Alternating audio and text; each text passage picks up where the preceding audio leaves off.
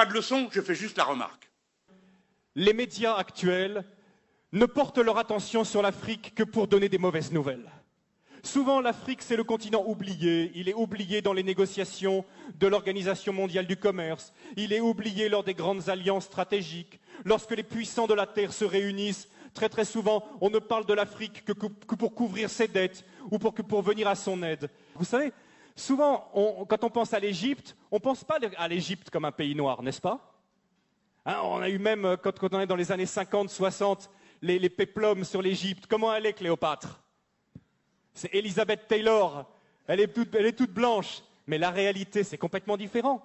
Toutes les recherches historiques ont montré qu'à l'époque de Moïse, ont montré qu'à l'époque biblique, l'Afrique était un pays noir. Et d'ailleurs, il suffit de regarder les hiéroglyphes aujourd'hui pour voir toutes ces femmes égyptiennes avec les cheveux tressés qui ressemblent à s'y méprendre aux Peuls du Sénégal. Des recherches ont montré que les Peuls du Sénégal, pour ceux qui les connaissent, sont parmi les descendants les plus directs des Égyptiens. Les travaux, entre autres, du professeur Cheranta Diop et d'autres ont montré que l'Égypte était un pays noir, que l'Éthiopie était un pays noir et que la Libye était un pays noir.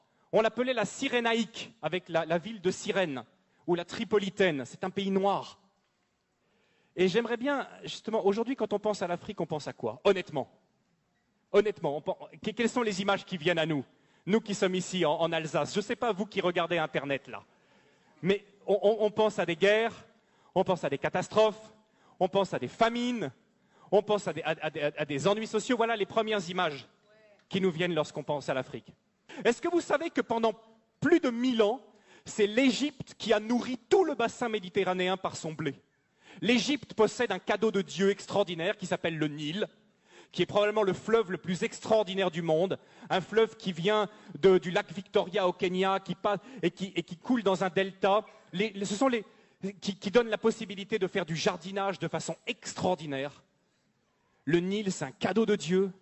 Le Nil, c'est ce qui permet à l'Égypte d'avoir toujours été riche. Et quelque chose de très intéressant aussi, ce sont les Égyptiens qui ont inventé le jardinage. Les pastèques que nous mangeons en été, ce sont les Égyptiens qui l'ont cultivé les premiers.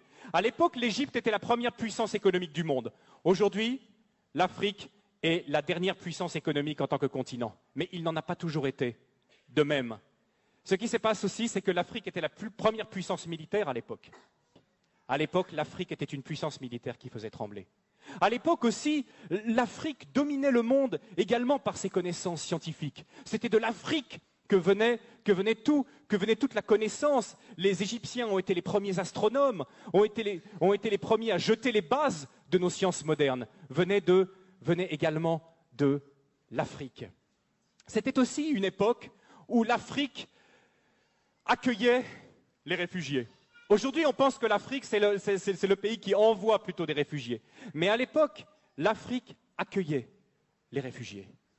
La grande différence entre l'Afrique et nous, c'est que l'Afrique et les Africains sont concentrés et se focalisent sur les personnes, alors que nous nous focalisons sur les choses.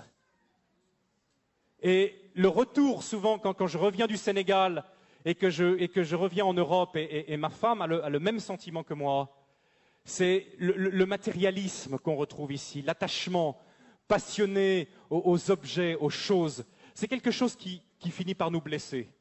Et je sais que c'est quelque chose pour tous les visiteurs africains et pour tous ceux qui sont ici qui les blessent. Parce qu'en Afrique, la première chose, la plus importante, c'est les personnes. Vous ne pouvez pas savoir à quel point je bénis Dieu que mes enfants soient élevés en Afrique.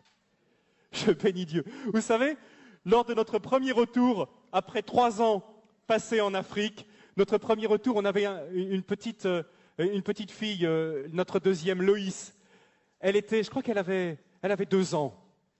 Et quand elle venait ici en Alsace, elle passait son temps comme ça, à lever les mains. Quand elle voyait les gens, elle levait les 2 bras comme ça. Parce qu'elle savait qu'en Afrique, elle avait expérimenté que quand un enfant tend ses bras, qu'est-ce qui se passe?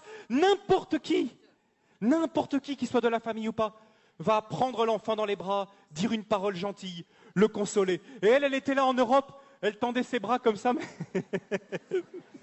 c'est pas la même chose ici. C'est pas la même chose.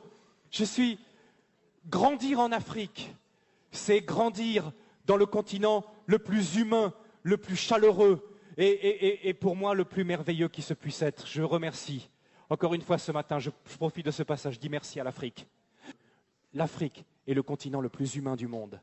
Alors bien sûr, chez nous, ça nous a apporté beaucoup.